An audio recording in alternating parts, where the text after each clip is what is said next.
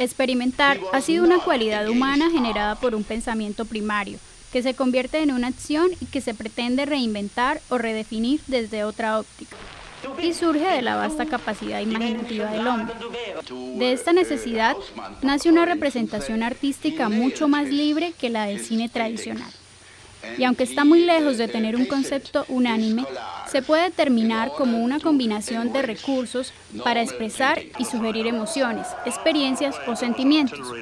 Sin embargo, su cercanía con lo artístico hace complejas sus temáticas y poco accesibles al público en general. El cine en sí mismo fue un experimento desde su concepción, pues para su desarrollo se basó en prueba y error. Es por esto que la corriente experimental del cine surge desde sus inicios.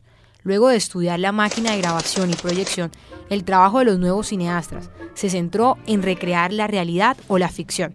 En 1900, Georges Méliès ya hacía uso de la máquina para contar historias fantásticas.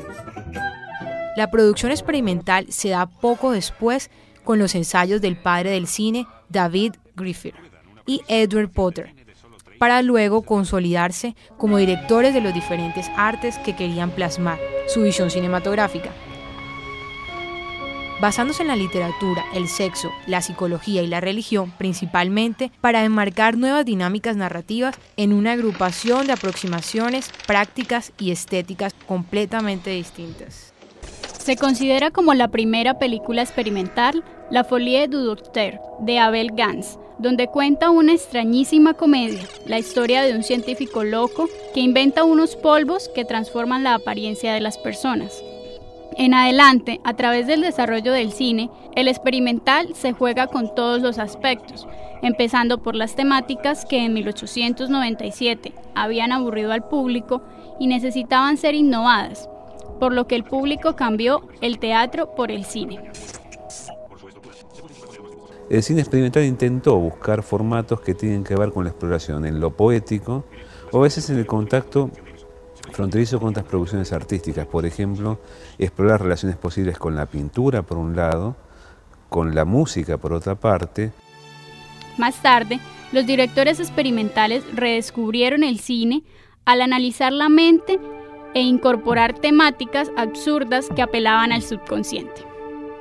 Para esta época, lo experimental se reflejó en Jean Durand, un cómico que no retrocedía ante lo absurdo de una situación o un gesto, sino que la explotaba eficazmente y extraía las consecuencias burlescas.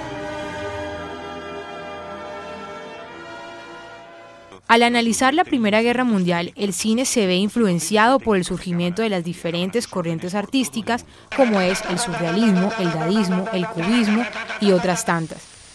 Ahí estaba listo el cine para experimentar.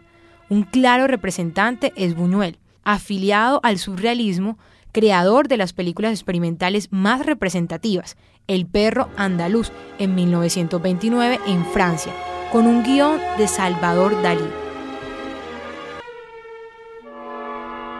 Igualmente surge El gabinete del Dr. Caligari, presentada en 1919, y Golem, de 1920.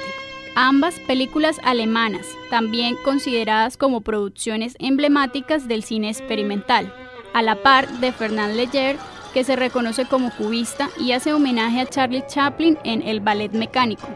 Y en 1924, René Clair consolida Entreacto como un emblema del cine dadaísta. Paralelamente, en Rusia, el cine experimental nace con el cine Ojo de Vertov, un documentalista que busca mostrar la realidad desde otra perspectiva, como en El hombre de la cámara, en 1929, y mucho más tarde, en 1940, en Un día en el Nuevo Mundo, donde narra un día en diferentes partes de la Unión Soviética. A manera de documental, la película fue un éxito para los experimentalistas. Por otra parte, en Estados Unidos, la corriente experimental se consideró para aficionados. El cine que se consolidó y aún se mantiene es el cine comercial hollywoodense. En 1921, Manhattan es considerada como la primera película experimental estadounidense, donde se mezcla la fotografía y el cine. Asimismo, Fantasía de Walt Disney, en 1940, como un conjunto de historias experimentales, y Measure of the Afternoon, o Mayas de la tarde, producida en 1943 por Maya Deren, considerada la madre del underground, otra denominación para el cine experimental. Tras este recuento histórico, queda clara la conexión del cine experimental con el desarrollo del cine tradicional y las corrientes artísticas alrededor del mundo, condensadas en la pantalla gigante. Actualmente, el cine y el arte han permeado la sociedad, construyendo miradas alternas, estilos cinematográficos rebeldes e incluso opositores del gobierno o la tradición. Aunque las ramificaciones de estilos son variadas, las características del cine experimental se pueden condensar, dejando claridad de una idea o una intención personal del realizador. Además, no se necesita continuidad secuencial, por lo tanto, el contenido narrativo no debe ser significativo, sino que mezcla varias historias o temas. El cine experimental se opone al cine comercial, así que se dirige a públicos específicos y no se guía por estructuras visuales habituales. Además, se trabaja con material audiovisual de otro para revalorizarlo frente a la audiencia, que se convierte en un público experimental al interactuar con el arte. Por último, cabe mencionar que en América Latina el cine experimental es, como en casi todos los aspectos, desconocido. Él no estaba en contacto con grupos de cine experimental, con gente que reafirma su identidad, son como grandes resistentes solitarias, ¿no? Y esto me parece que es algo también de tener en cuenta porque el cine experimental es un cine que hace resistencia. Y como no apela a lo comercial, las mayorías lo rechazan. Por esto es difícil reconocer lo experimental en América Latina. En 2008, en Brasil, se recopilaron y expusieron obras de este tipo, con participantes de Colombia, Argentina, México y por supuesto Brasil, en una exposición llamada Visionarios. Otros clásicos del cine experimental latinoamericano son el film argentino La Flecha y un compás.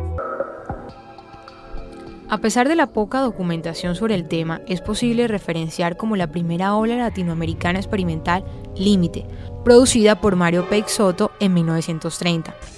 En Colombia se considera La Langosta Azul en 1954 como primera obra de Álvaro Cepeda Zamudio y Gabriel García Márquez, donde se relata la historia de un gringo que llega a una comunidad de pescadores en busca de ejemplos de contaminación de la langosta azul, con un énfasis exagerado en los detalles que hace la historia mucho más abstracta.